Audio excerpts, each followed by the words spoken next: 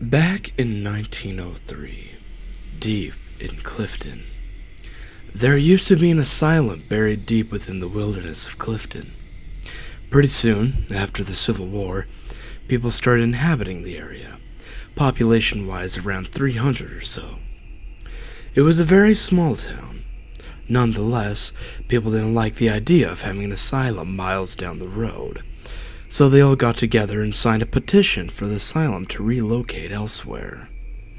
The petition passed and a new asylum was built, which is now known as Lorton Prison, a temporary facility for convicts to stay until they are appropriately sentenced.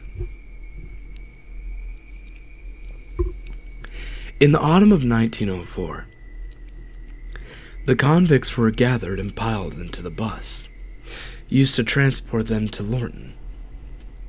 Somewhere during the drive not too far from where they left, the driver had swerved to avoid something, and the bus had started to tip, and soon was rolling in a terrible collision course.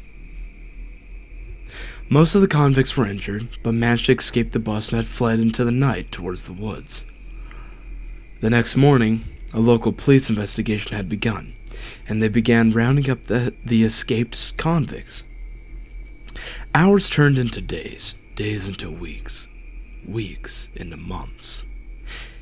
Everyone was recovered after 4 months, except for 2 people named Marcus A. Walster and Douglas J. Griffin.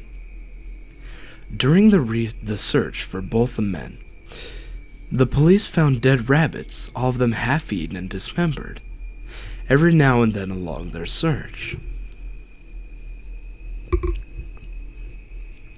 Finally, they were to find Marcus dead by the Fairfax Station Bridge, known as Bunnyman's Bridge.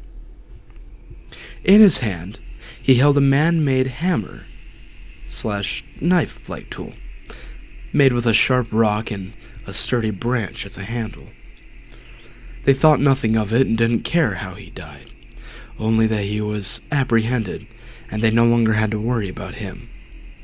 They had a name for Marcus, but later on they would realize they had named the wrong person the Bunny Man. Still searching for Douglas, they kept on finding dead half-eaten rabbits every so often, while the search went on. Eventually, they were to name Douglas the Bunny Man from then on. Months passed by, and the police gave up their search. Everybody assumed the Bunny Man was dead by now, if not gone. So they went on with their small-town lives. Come October, people started seeing dead bunnies reappearing out of the blue, and started to fear the unseen. Halloween night came around, and as usual, a bunch of kids had gone over to the bridge that night to drink and do whatever kids their age in the early 20th century did. Midnight came around within minutes, and most of the kids had left. Only 3 of them remained at the bridge. Exactly at midnight, a bright light came from the bridge right where the kids were. A few seconds later, they were all dead. Throats slashed with that same type of tool that was found next to the other escapee, Marcus. Not only were their throats slashed, but they were cut up and down their chests, gutted like fish. The Bunny Man then hung both of the boys from one end of a bridge with a rope around the necks, hanging from the overpass with their legs dangling in view of any passing cars. The girl was hung the same way, on the other side of the bridge. This happened on Halloween in 1905. After that, they didn't see or hear anything from him for another year.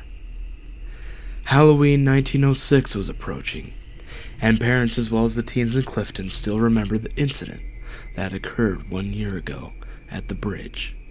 His bridge. The Bunny Man's Bridge. That night, 7 teens were left remaining right before midnight at the bridge. thinking little of it. 6 remained inside the bridge, while one, Adrian Hatala, had remained a good distance from the bridge, hoping to have enough time to escape if the same thing happened again. She was the only one to witness this, a dim light walking the railroad track just before midnight, stopping right above the bridge at midnight, then disappearing at the same time that a bright flash was inside the bridge. She heard the deafening sounds of terrified screaming coming from inside the bridge that lasted only seconds. Moments later, they were all hung from the edge of the bridge, in the same way as the corpses a year earlier. Horrified, she ran home and refused to tell all of what she saw. Just spattered words mixed with incoherent mumblings that the people of her town had to put together to come up with her story. No one understood it or believed her. They charged her with the teen's murders and locked her up in the asylum of Lorton. In 1913, the same thing happened with 9 teenagers this time, on a Halloween night once again. Adrian was still locked up. They dropped her sentence, but it was too late. The insanity had finally conquered her. Even if she was released, she was too far gone to have a life.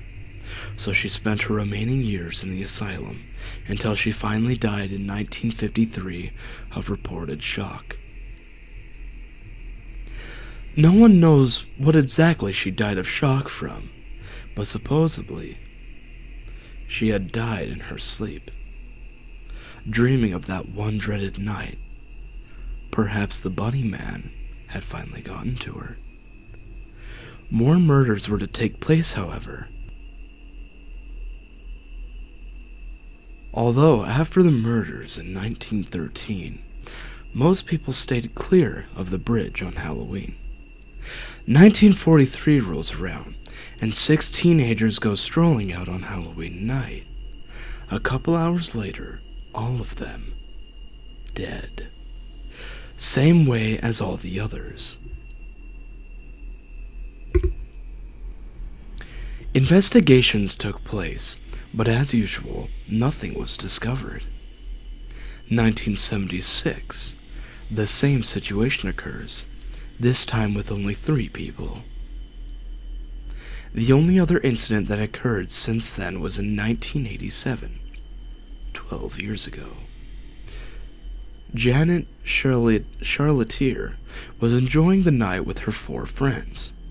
Halloween night had finally come, and they had gone driving out to enjoy the night after invading the children's candy bags. They had settled around 11 p.m. at the bridge, waiting for midnight to come. They didn't believe in the myth, so they decided to see it for themselves, and were to be only ones who actually withstood the Bunny Man. They had waited around an hour or so it was nearly midnight, when Janet started getting a little scared. They all had been pulling pranks on each other, jumping out the bushes and screaming, so she was already a little worked up. Midnight hits, and by this stage, she is in a total panic. She's almost out of the bridge when the light gets really bright inside. When that happens, her body is halfway outside of the bridge. She sees her skin start tearing at her chest, but nothing is piercing her skin. She manages finally to leave the bridge. Completely horrified, she hits a hanging body and knocks herself out. When she awakens, she discovers that she has been bleeding. She was lucky that the cut had just started and wasn't very bad at all. She left and never returned to the bridge again. She has been seen sitting on a swinging bench on her balcony every morning, just staring in the direction towards the bridge a couple of miles down. From then on, the story remains untouched and unmoved.